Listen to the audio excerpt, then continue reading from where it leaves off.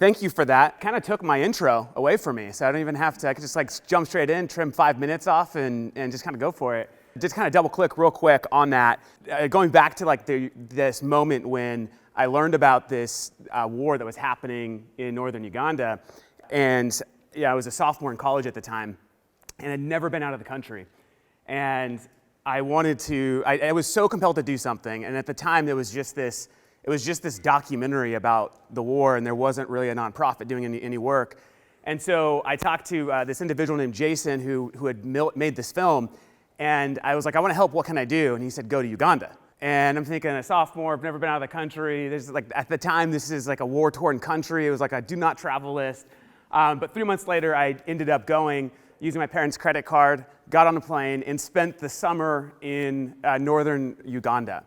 And at that point, I was a sophomore in college, and I had really no idea what I wanted to do with my life. But being on the ground, seeing the actual tragedies unfold in real time, the first night we were there, we're walking down the road, and this rebel, the Lord's Resistance Armies, they come in to abduct children, and the UPDF, the Ugandan military, basically is coming, trying to hold them off. And we're 100 yards or 50 yards away as this like crossfire is happening, and children are running. And it was that moment, that experience was like, this is something never in my life I've ever had to experience. And here were hundreds of kids, running for their lives, basically. So I would go on to spend the next several years helping build an organization that probably most of you heard, called Invisible Children. What I loved about Gina's triangle here, we did actually a similar exercise one day, and this is going to be one of my points is talking about storytelling, and we've kind of talked about that quite a bit today, so I could probably skip past that. But one of the things that we did early on was, as we were thinking about scaling our nonprofit, as we're thinking about growing it, is whose attention do we need to care about this issue? And we landed on 16-year-old kids. Is where we landed. And everyone was like, well, they don't have money to donate. How are you going to fund like your programs? But we were like, these are kids that actually would influence their parents, would influence other influencers if we could actually build a big enough movement that would be recognized and seen. And so that's what we did. We had built a rather large movement, and there were plenty of faults along the way. Invisible Children is somewhat of a polarizing organization, depending on where you stand. But there was a lot of lessons learned, specifically in mobilizing people to give a damn about the thing it is that you're doing. And I think that's one of the most important aspects of being a leader in the nonprofit sector, is getting people to actually care about what you do. There's a ton of noise, and you're not like competing against. You're competing for the disposable income, right, of an individual, which means you're competing with brands, you're competing with other products. You're not competing necessarily with other nonprofits to a degree. You're more so competing for that disposable income that could be spent on the next iPhone or whatever it might be. Anyways, not at Invisible Children anymore. We're going to talk a little bit more about that in a couple of slides. I am the founder and CEO of a nonprofit technology company called Fundraising. We are not a nonprofit, but we serve nonprofits around the world. And our goal is quite simple. It's to really solve once and for all this donor retention problem that exists in the nonprofit sector. If you think about retention on a national average, most of you will lose about 50 to 60% of your donors year over year, which means you have to constantly acquire new donors. And to us, that's a problem that's just not acceptable. And we're attempting to use technology to solve it. 8 years ago, when I started Fundraise, I did so with over a decade plus experience working in the nonprofit space. I was sick of, quite frankly, just shitty platforms that weren't servicing nonprofits, that were either expensive or legacy, and thought there was a better way to help organizations accelerate their revenue growth and to really modernize their tech stack as they evolve their mission. And so today, what I want to talk about actually is some of the lessons that I've learned over the last 8 years, observing thousands of nonprofit organizations through millions of transactions and over $1 billion raised on the Fundraise platform. I think some insights that I hope are helpful as you think about the next level of growth or scale for your nonprofit. Some of these are obvious, but sometimes it's the obvious things that are the hardest things to actually do because they seem too obvious, right? And so I'm gonna share three trends that we've observed over the last 8 years that continue to drive growth and acceleration in the nonprofit market.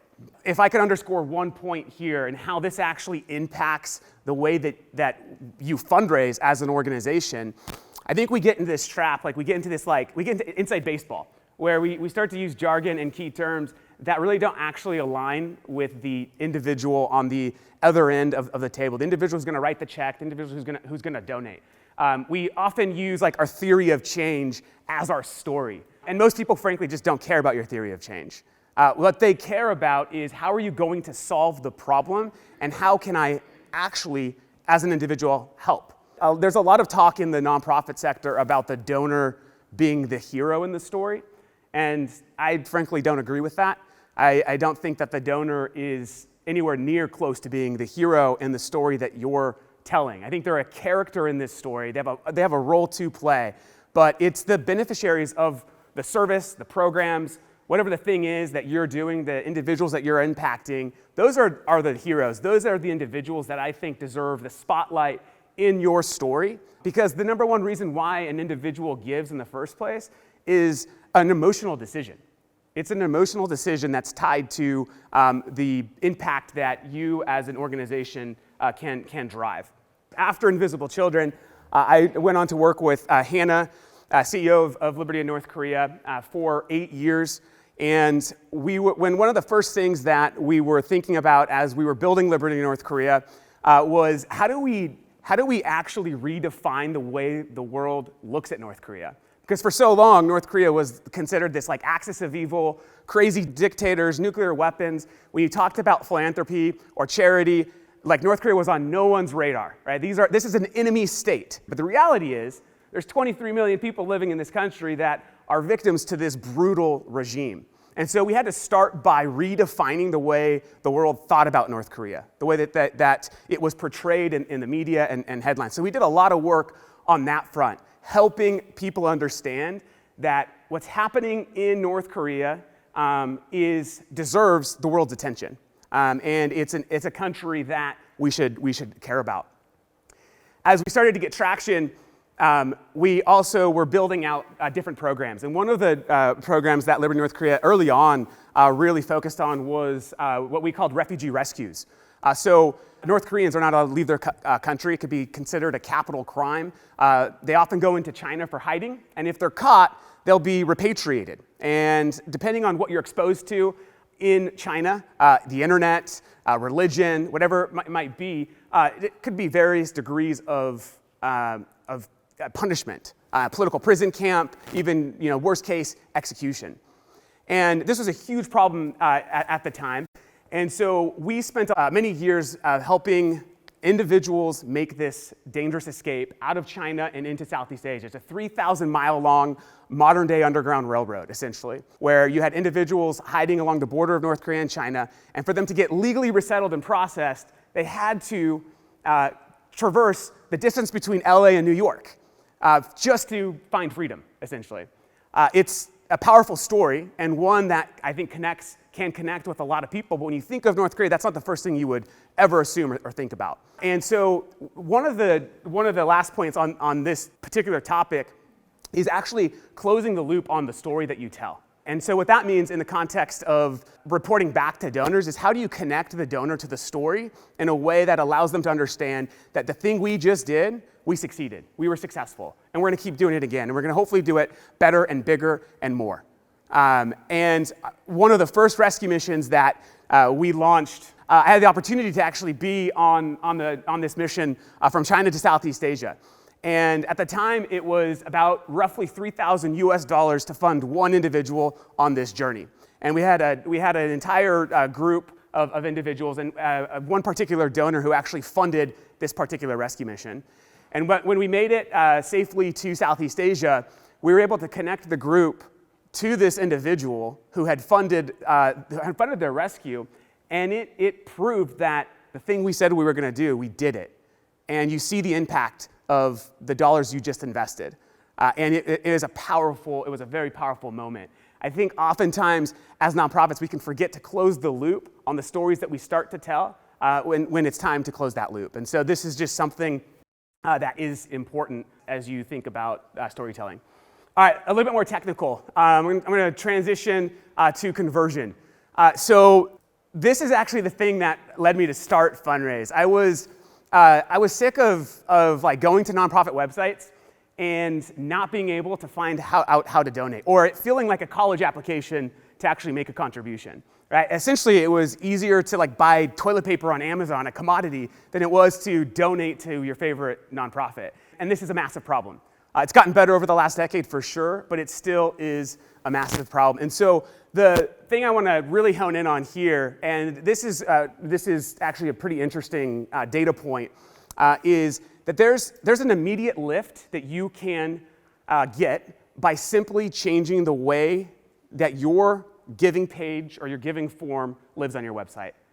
So what we looked at in this particular study was 25 million transactions that were given on an embedded form on your website or a redirected form that took you off of your website. And this is all through Fundraise technology because we do both. The organizations that had embedded forms contextualized on their websites.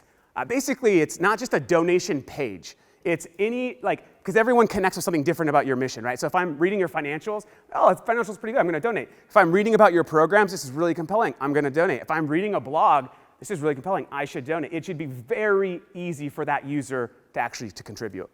And so what the study showed was that there's a 78% higher conversion rate for organizations who embedded a form throughout their website than redirecting to just a single landing donation page, which actually increased revenue by 68%. So it's very tangible, it's very noticeable, and really the simplest thing here is it's just about creating experience that your users are already familiar with anywhere other website that they go to buy something, to consume something, right? Like that's all it is. It's just creating familiarity with the donor and the trust that helps build stronger relationships with your donors. Okay, the next point is obviously be data informed, but I want to specifically talk about finding your Easter egg. So for those of you who don't know, Easter egg's a term often in like film and video games where there's like subliminal messages kind of throughout that if you see it once, it's so obvious, but if you can't find it, it's really hard to find. That's an Easter egg. You're all sitting on Easter eggs, tons of Easter eggs within the data that you own and have about your donors, about your organization, about the impact you're making, and so forth. So I'm going to talk about a couple just super low-hanging fruits for you real quick. How many of you have a monthly giving program? How many have recurring giving? Okay. I would expect every single hand to go up, but that's okay. Monthly giving. So who here also runs peer-to-peer fundraising campaigns, crowdfunding campaigns? Okay, a couple of you. Okay, so the common thing we hear often from individuals who don't run peer-to-peer campaigns is they don't have like the audience, they don't have like the demographic. But my next question is, well, do you have recurring donors? Because recurring donors will raise 4 times more than an individual that has never contributed to the organization before. 4 times more as a peer-to-peer individual fundraiser, they will raise more for your organization simply because they're already bought in. Right? And it's not counting the donations that they're giving, it's acquiring new donors for the organization.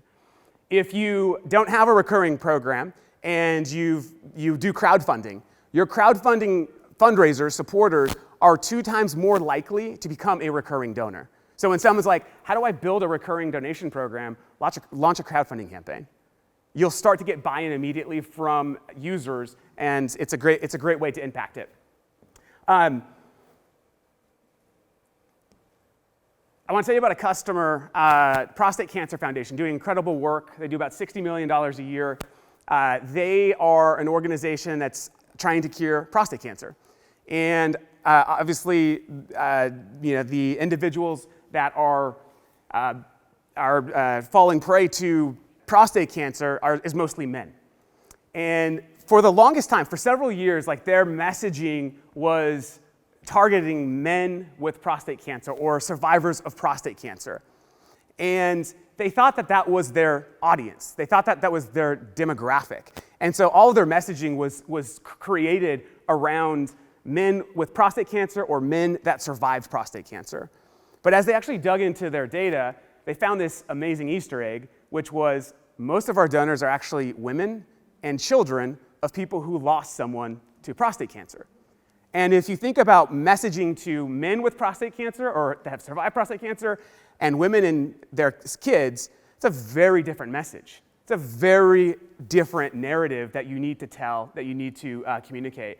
And when they made this transformation, when they started actually understanding who their ICP, who their ideal donor was, it transformed the organization pretty significantly. And it changed the colors that they used, it changed the tone that they used in email, the website, and so forth. And so one of the most low-hanging fruits you can do is not assume you know who your donor demographic is. You know probably the top 5% of your donors, right? And who they are, what they look like, and that's probably shaping your perception of who your donors actually are. But the reality is you need to dig in to find out, are there any themes or commonalities across our donor file?